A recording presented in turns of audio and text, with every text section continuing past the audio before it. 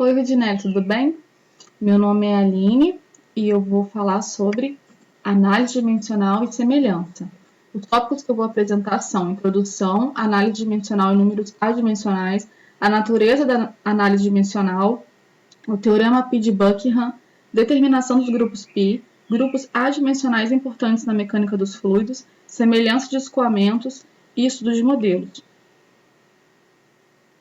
A análise dimensional ela já vem desde o século XVIII, com alguns físicos e matemáticos que desenvolveram a ideia e aplicaram para resolver fenômenos. E temos grandes cientistas no século XVIII e XIX que conseguiram provar, através da análise dimensional, suas teorias, como Lord Rayleigh e Albert Einstein.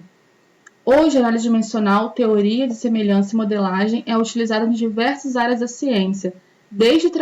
Esse trabalho será discutido particularmente sua utilização em mecânica dos fluidos. Mas por que é tão importante a análise dinâmica para a mecânica dos fluidos? Experimentalmente falando, é muito trabalhoso conseguir provar algum fenômeno em mecânica dos fluidos. Alguns experimentos, para começar, são muitos experimentos para conseguir chegar a um resultado. E esses muitos experimentos são realizados em muitos dias. Então, assim, a análise dimensional ela consegue fazer um filtro, consegue diminuir a quantidade de parâmetros de variáveis, né? E através dessa diminuição a gente consegue otimizar o tempo. E não só o tempo, como também o dinheiro, porque experimentos são caros de serem realizados. Então, muitos experimentos em um tempo muito longo a gente consegue economizar tanto tempo quanto dinheiro, né? Isso é muito importante para a engenharia. Com a análise dimensional, teoria de semelhança e modelagem, transformamos os experimentos que durariam várias horas em experimentos muito mais rápidos, obtendo os mesmos resultados. E as aplicações no estudo de comportamento em relação à mecânica dos fluidos, né, que a gente pode estudar em diversos comportamentos, mas a mecânica dos fluidos, os principais são escoamentos, máquinas hidráulicas, aerodinâmica em veículos ou aeronaves, ou nos navios em geral, embarcações, né? Análise dimensional e números adimensionais. A análise dimensional, como eu já falei, ela faz uma simplificação de um problema físico e traz homogeneidade dimensional. Por quê? Grandezas físicas, elas podem ser descritas, né, em diversas unidades de medida. Apesar de nós termos uma unificação, né, pelo SI, que é seguido por vários países, alguns ainda não seguem. Então fica muito difícil, às vezes você tem que converter a unidade. Então a análise dimensional ela não tem, ela traz para a gente números adimensionais, que não tem necessidade de unidade de medida. E isso facilita muito, né? E faz ela ser útil em vários campos, como por exemplo, apresentação e interpretação de dados experimentais, transformar problemas com solução analítica em problemas de solução real, comparações simplificadas, semelhanças e modelagem física. Então, a utilidade dela é muito, muito importante, né? Ainda mais para esses experimentos aí que são muito grandes. As unidades são expressas. Agora eu vou explicar um pouquinho melhor sobre essa questão de conversão, né? De grandeza física em unidade de medida para passar para a unidade básica. Vou explicar mais ou menos como que funciona. As unidades são expressas utilizando apenas 4 grandezas básicas. As grandezas básicas são massa, representada por M maiúsculo, comprimento, representado por L, tempo, representado por T, e temperatura, representada por θ maiúsculo. Bom, nós temos aí diversas grandezas físicas, tanto na área de geometria, cinemática, dinâmica, e principalmente para a gente, né, propriedade dos fluidos. Aqui eu tenho todos os símbolos oficiais, né, dessas grandezas. E aqui eu tenho as dimensões básicas. Eu transcrevi todas as unidades de medidas dessas grandezas para a dimensão básica. Agora eu vou explicar um pouquinho melhor como que a gente faz isso. Números adimensionais e interpretação. Aqui eu tenho o número de Reynolds, né, que é muito importante para a gente na área de mecânica dos fluidos. Ela vai descrever o comportamento de alguns escoamentos, né? Aqui eu coloquei Reynolds é igual ρVd sobre μ.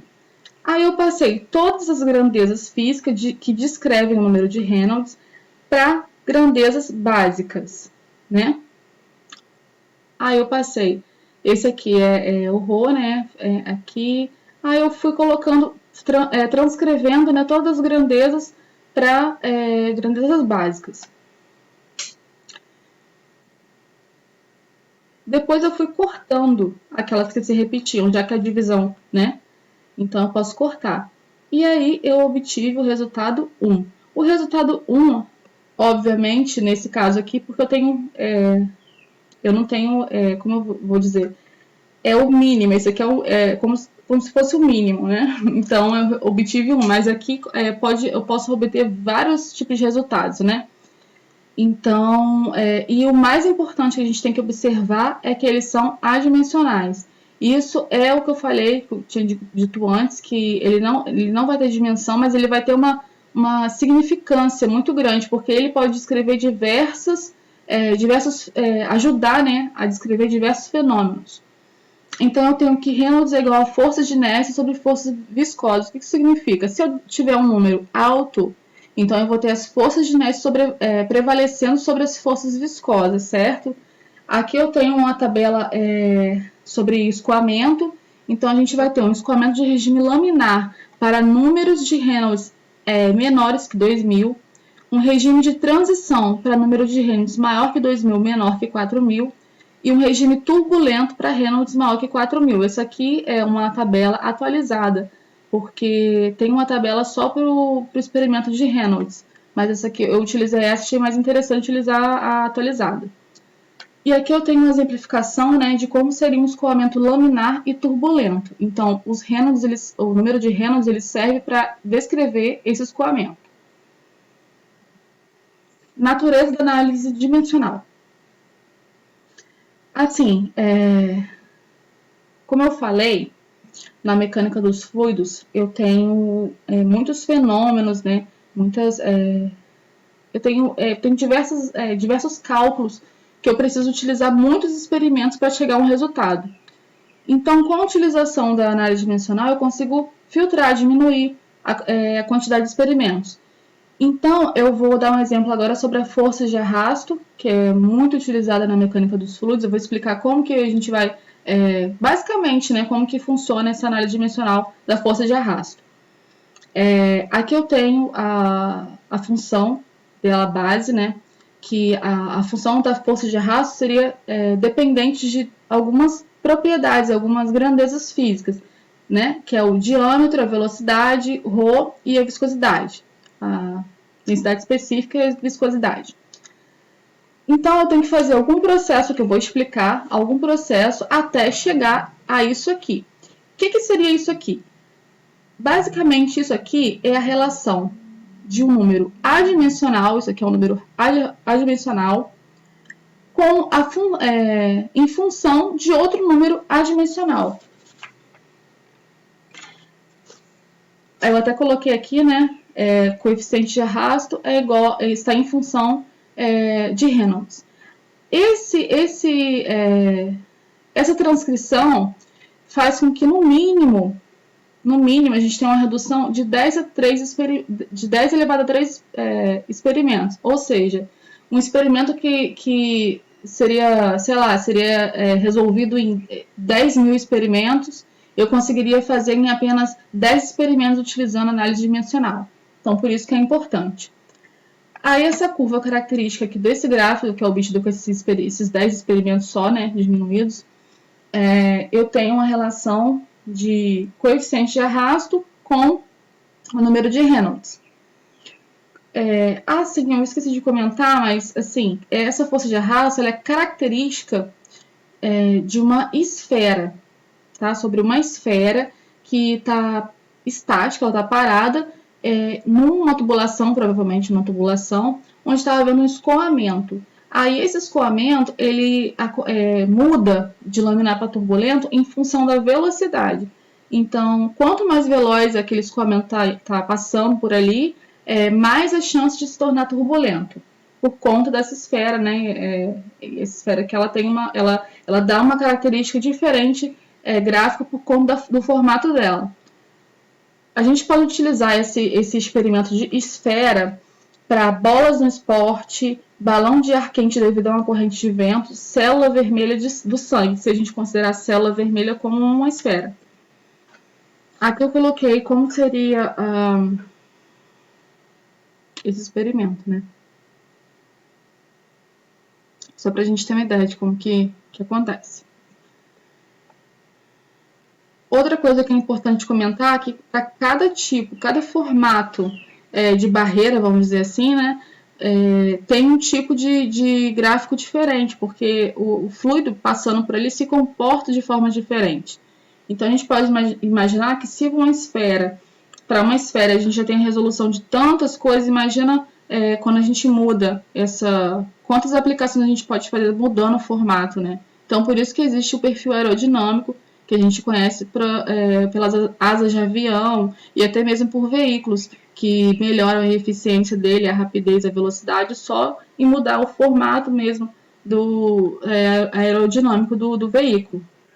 O Teorema Pi de Buckingham. O Teorema Pi é uma ferramenta para encontrar números adimensionais. Usando ainda o exemplo anterior, né, de força de arrasto, eu coloquei a função aqui. Como que seria isso? Como que seria o Teorema de Pi? Primeiro, eu tenho que pegar a função. Eu tenho aqui um fenômeno mecânico, né? Mecânico dos fluidos. Aí eu pego a função, que seria a básica, né? Com os parâmetros ainda assim. Aí eu igualo. Primeiramente, eu transcrevo ela como uma função geral. Aí eu igualo ela a zero. Sendo que esses coeficientes que estão aqui dentro, essas grandezas que estão aqui dentro, eu descrevo ela como parâmetros, N parâmetros. E aí eu coloco de forma genérica, Q1, Q2, Qn, porque depois isso aqui vai se transformar em um sistema. E eu vou resolver esse sistema e vou encontrar, né, o grupo π. Mas o que seria esse grupo π? Esse grupo π seria n menos m parâmetros adimensionais. Então, eu transformo esse n parâmetros em n menos m parâmetros adimensionais, que a gente chama de π. Aí ficaria nessa forma aqui. G maiúsculo, né, que seria já o grupo transcrito em forma adimensional. E aqui tem os parâmetros adimensionais, que seriam os números adimensionais. Para esse exemplo aqui, basicamente eu fiz isso aqui, né? Que eu pego a função igual a zero, estou descrevendo o que eu fiz aqui em cima. E aí, isso seria o mesmo que colocar isso aqui. Então, aqui eu tenho o coeficiente de arrasto e o número de Reynolds. Ele está invertido, mas não faz diferença, porque quando eu faço o cálculo aqui, eu vou cortar todas as grandezas físicas e vai ter um número adimensional mesmo assim. Determinação do grupo π.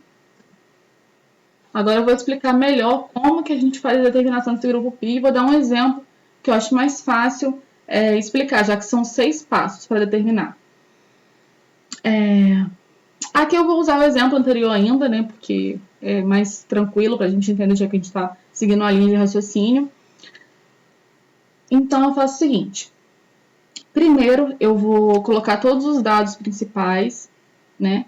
Aí depois eu vou pegar todos os parâmetros que eu acho que são parâmetros, né? Porque nem todas as vezes são os parâmetros que a gente precisa para resolver. Às vezes alguns se repetem, então a gente tem que eliminar. Mas você não precisa se preocupar, porque se não for um parâmetro que a gente realmente vai utilizar para o resultado, na hora, quando chegar num passo lá na frente que eu vou explicar, a gente só cortar, só vai eliminar. Então, aqui eu descrevi força, velocidade, o diâmetro, ρ, mi. Aí deu quanto? Deu 5 parâmetros dimensionais, que são as grandezas físicas. Depois eu pego essas grandezas físicas e transcrevo para dimensões básicas, que é em LT. Aí eu vou e transcrevo todas as dimensões básicas. Quantas dimensões, quantos parâmetros vão se repetir aqui? 3. 3 parâmetros vão se repetir. Então, N, né? O número de parâmetros, a gente vai fazer o seguinte agora.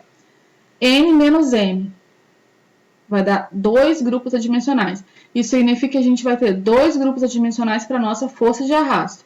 Então, são quantos? São transcritos em π1 e π2, que são esses números adimensionais que a gente precisa achar. Como que a gente vai encontrar eles? Primeiro, como eu falei, vai dar aquele... A gente vai chegar naquele sistema, né? Naquela fórmula. Daquela fórmula, que seria essa aqui, a gente transforma, né? A gente vai pegar os expoentes e vai equacionar, vai transformar no sistema. Esse sistema geralmente é resolvido pelo Excel. Então, esse aqui é simples, mas alguns dão um pouquinho mais de trabalho. Aí, os coeficientes a gente vai encontrar pela ajuda do programa, né? E a gente vai encontrar esse valor aqui. P1 é igual a F, né?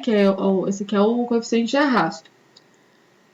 E de modo análogo, a gente vai fazer a mesma coisa para achar o número de Reynolds. Vai transformar os coeficientes novamente em um sistema, vai resolver o sistema pelo Excel e depois vai encontrar o π2, que seria o número de Reynolds invertido, mas aí tanto faz, vai dar o mesmo resultado. Verifique, aí o último passo, mais importante, é verificar se o número adimensional π1 e π2 que a gente achou, se eles realmente são adimensionais. O que a gente vai fazer? A gente vai transcrever eles para a dimensão básica e vai cortar, daquele jeito que a gente ensinei a fazer com o número de Reynolds. E aí vai dar um valor. E se esse número, ele for adimensional, então realmente a gente utiliza aquele π1 e π2. Se não desse um número adimensional, como eu falei, a gente iria cortar e não iria fazer parte do resultado. E aqui embaixo... o negócio não está deixando ver. Aqui embaixo eu teria a descrição da força de arrasto, né, que é o coeficiente de arrasto em função do número de Reynolds. Grupos adimensionais importantes na mecânica dos fluidos. Aqui eu coloquei uma tabela que eu acho mais interessante, porque está bem resumidinha. Então, aqui eu tenho vários tipos de números adimensionais, né? Aqui está a descrição de Reynolds, que são os mais importantes utilizados na mecânica dos fluidos, mas tem outros milhares aí que foram encontrados e uma coisa que eles têm em comum também é que quem encontrou é que deu o nome para esses números adimensionais. Aí o número de Reynolds, então, foi Reynolds que encontrou. Aí tem Reynolds, tem Match. Aí o Reynolds, como eu falei, ele é usado quase sempre, até tá aqui, quase sempre, porque ele descreve escoamento, e escoamento é um fenômeno comum, assim, tem muita... A mecânica dos fluidos, mecânica dos fluidos é o quê? Ela vai trabalhar muito com escoamentos, então, praticamente em todas as relações aí de fenômenos, a gente vai encontrar o número de Reynolds. Aí tem o de Match, que é para escoamento compressível, dependendo do valor, a gente vai ter essa caracterização de escoamento compressível. Tem o número de Froude, tem número de cavitação, rugosidade relativa, coeficiente de pressão, coeficiente de sustentação, coeficiente de arrasto, que é o que a gente utilizou aquela hora, e fator de atrito. E aqui tá as áreas que são utilizadas, né? Escoamento livre, cavitação, turbulência, paredes rugosas, aerodinâmica, hidrodinâmica, hidrodinâmica, escoamento em tubos. Então, eles são utilizados mais para resolver esse tipo de problemas, né? Envolvendo esses temas aqui. Semelhança de escoamentos e estudo de modelos. O estudo de modelos é feito com o objetivo de testar em modelos de escala e dimensão menor o funcionamento de protótipos maiores. É interessante fazer isso. Aliás, é muito importante fazer isso porque antes de você construir um avião enorme, é bom você testar o funcionamento dele num modelo menor. Assim você tem certeza que o que você fizer depois vai dar certo, né? Então, por isso que é a importância. E a comparação entre as variáveis do modelo no protótipo é feita pela análise de semelhança. Tem 3 tipos. Semelhança geométrica, mesmo formato e fator de escala. Semelhança cinemática, que é a mesma direção e sentido de velocidades para os 2 pontos correspondentes. E o que vai diferenciar é o módulo que muda, né, com o fator de escala. E a semelhança dinâmica, que é o mais importante para a modelagem. Mesmo tipo de força são paralelos em ambos e os módulos são escalares também. A semelhança dinâmica ela vai englobar tanto a semelhança cinética quanto a semelhança geométrica. Mas esses dois aqui entre si não garantem. O que a gente tem garantia é que onde tem semelhança dinâmica, tem semelhança desses dois aqui. Semelhança completa. Precisamos de 3 tipos de semelhanças garantidas. E nesse caso, vamos usar a semelhança dinâmica, porque ela vai garantir a existência, né, desses 3 tipos de semelhanças. Dessa forma, podemos igualar os números adimensionais de modelo e protótipo. Então, quando a gente tem a semelhança dos 3 tipos, tanto geométrico, cinemático ou dinâmico, a gente vai poder pegar os números adimensionais que contém cada fenômeno e a gente vai conseguir igualar, vai conseguir fazer uma relação. Bom, eu coloquei uma observação aqui, ó. Em muitos estudos com modelos, para conseguir semelhança dinâmica, é preciso duplicar diversos grupos adimensionais. Mas isso aqui não vai influenciar em relação ao resultado final. Às vezes só é necessário para que haja realmente semelhança dinâmica, por questões principalmente de fator de escala, né? Um experimento, eu coloquei um exemplo de como que a gente vai utilizar toda essa semelhança.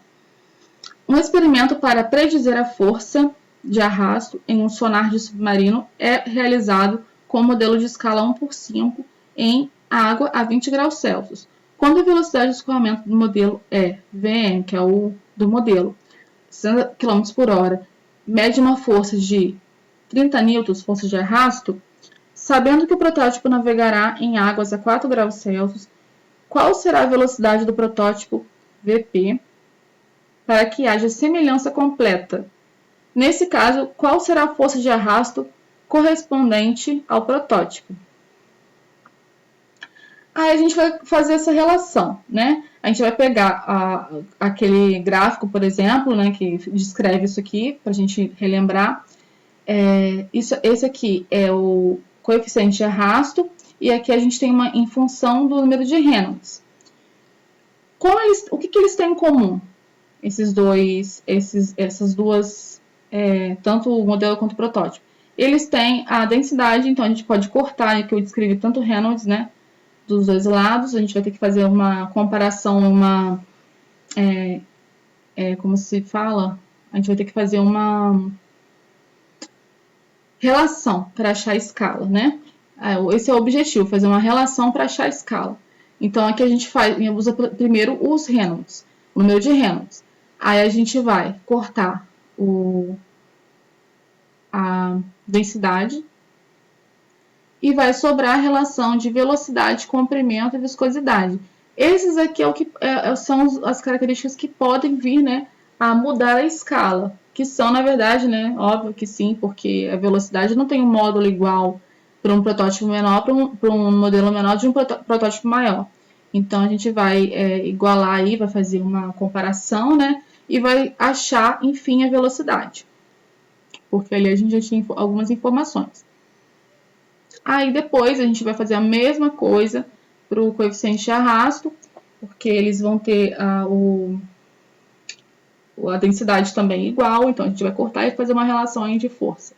Então a relação da força é essa e a gente vai utilizar o que a gente encontrou aqui, vai substituir aqui e vai encontrar 75,2 newtons a força de arrasto do protótipo. Então, por conta dessa escala, dessa semelhança completa, a gente conseguiu encontrar aí, através de dados em relação ao modelo, a gente conseguiu achar dados do protótipo. Mas a gente também pode ter uma semelhança incompleta nos casos em que a semelhança dinâmica não é obtida. Aí nós vamos utilizar outro tipo de solução, que a gente vai supor, né, fazer a hipótese, essa hipótese aqui no caso. É o coeficiente de arrasto em relação, né? Aí tem mais 2 números que a gente vai explicar direitinho mais na frente. Enfim, você vai fazer um outro tipo de procedimento, vai fazer essa relação e depois você vai seguir mais outros passos. Eu não vou falar sobre esse porque senão o vídeo vai ficar muito grande. Mas o que é mais interessante para a gente saber é semelhança completa, porque ela vai descrever modelagem, que é muito importante para essa área. Aqui eu tenho transporte por escala e múltiplos parâmetros dependentes. Esse aqui é muito importante. Nem sempre é interessante para a gente descrever parâmetros independentemente. Às vezes a gente vai ter que fazer uma relação de dependência. Nesse caso, a gente vai usar principalmente para máquinas, né, para bombas. Então, eu vou explicar mais ou menos como funciona. Eu dei o exemplo aqui, né, bomba centrífuga. No caso, aumento de pressão HB, aumento de pressão, devido à potência de entrada e eficiência de bomba. Aqui eu coloquei a função HB, né?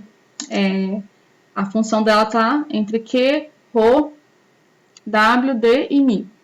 Aí a potência tá em função de Q, Rho, W, D e Mi. São duas dependências, né? Dois parâmetros que vão ter dependências aí. Então eu vou fazer a relação, né? Das funções em relação aos parâmetros. E através da... Eu vou chegar a isso aqui através do teorema de Pi, certo? E depois eu vou transcrever uma relação entre cada um desses parâmetros aqui que estão dependentes. Aí eu vou achar essa relação. Depois que eu achar essa relação, eu vou poder fazer isso aqui não vai ser... eu vou poder fazer uma outra relação adimensional, que seria a velocidade específica da bomba centrífuga em função da altura h. Aí eu coloquei aqui, né? Esse aqui seria o número adimensional. E aqui seria a velocidade específica da bomba centrífuga em função da altura h. Aí eu vou usar essa relação e vai dar um número adimensional. Então, assim, esses números adimensionais aqui eu coloquei separado porque a gente tem que fazer um procedimento diferente para encontrar. A gente tem que fazer uma relação de parâmetros dependentes, porque até agora a gente só olhou parâmetros independentes, né? Bom, para ressaltar aí, agora para concluir, eu queria ressaltar a importância da análise dimensional. Até agora eu falei a importância principalmente na área da mecânica dos fluidos, mas a modelagem, a semelhança dinâmica, a modelagem, ela é utilizada em diversas áreas científicas, né? Aí eu achei uns exemplos interessantes aqui, porque quando a gente a gente consegue ter uma semelhança dinâmica e conseguir modelar essa semelhança, utilizando, obviamente, computadores, né, e programas desenvolvidos para isso, a gente consegue chegar a diversos tipos de simulações que a gente às vezes nem... Para começar, por exemplo, esse aqui ele vai descrever, ele simula como seria o nascer e o pôr do Sol em diferentes tipos de planetas. A gente tem a Terra, tem Marte, tem Vênus. Como que a gente sabe disso? A gente não foi lá para ver como que é. Então a modelagem, essa é a importância da modelagem, porque ela não descreve só o que vai acontecer, ela não prevê o que vai acontecer, ela também já prevê o que já aconteceu e ela prevê o que acontece.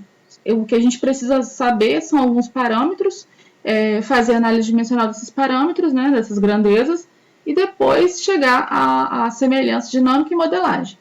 Aí aqui eu vou mostrar o vídeo de como seria, que é um programa, tá? Isso aqui tudo é um programa que eles têm na NASA, essas imagens foram todas tiradas da NASA.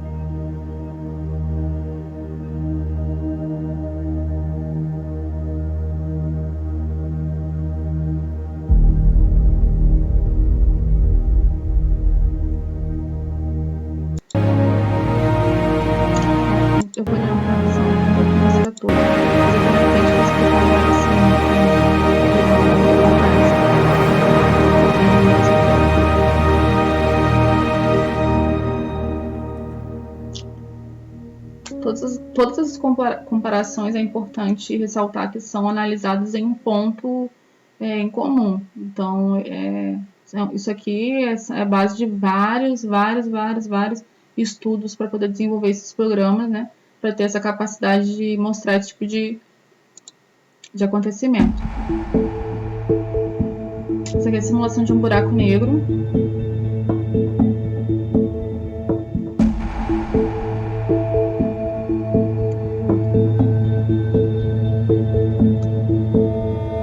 Tudo feito computacional, né?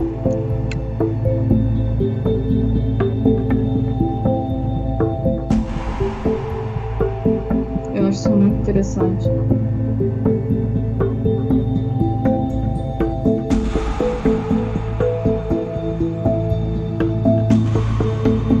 E aí ele vai explicando passo por passo. Todos esses videozinhos pode encontrar no YouTube da NASA, né? Só dar uma olhadinha lá. Colocar a simulação, que vai aparecer vários tipos de simulação, inclusive até os lançamentos que eles fazem para mandar, tanto para mandar veículos, né, para explorar a superfície de outros planetas, como para poder mandar até mesmo astronautas para lá. Eles fazem várias simulações antes de se vai dar certo ou vai dar errado, até mesmo o lançamento, até o lançamento do foguete eles fazem. Então, assim, tudo é computado. Antes de botar na prática, eles computam tudo para ver se vai dar certo. E aqui é a comparação de tamanho, né, entre alguns planetas. Eles também fazem através da modelagem, simulação.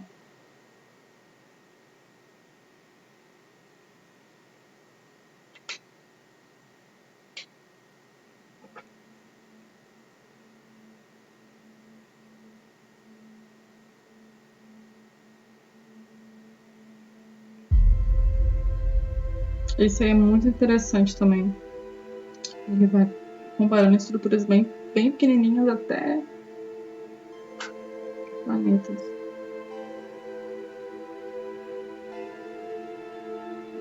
Nêutron, próton.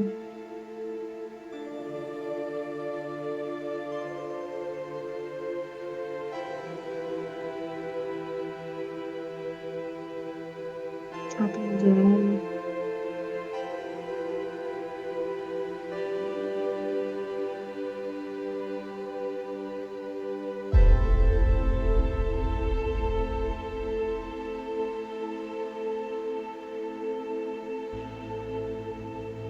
Eu achei isso muito interessante.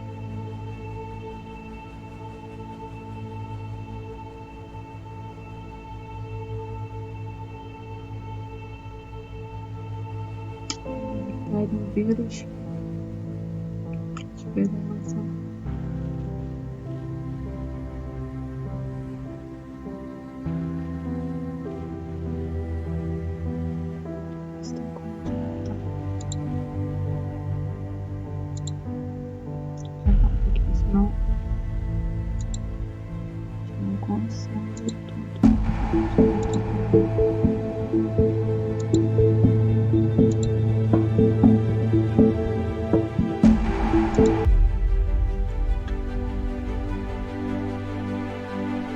Depois eu consigo adiantar para a parte de tudo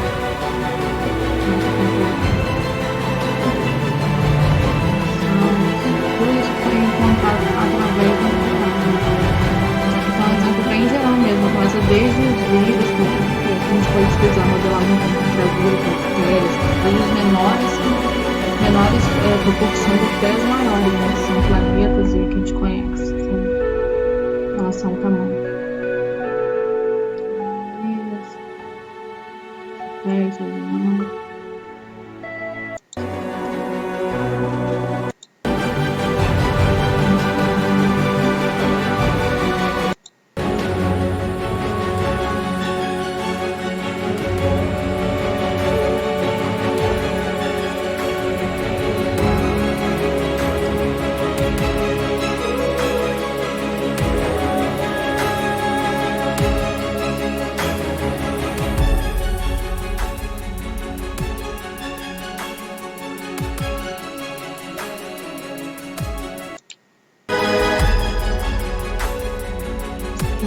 sistemas.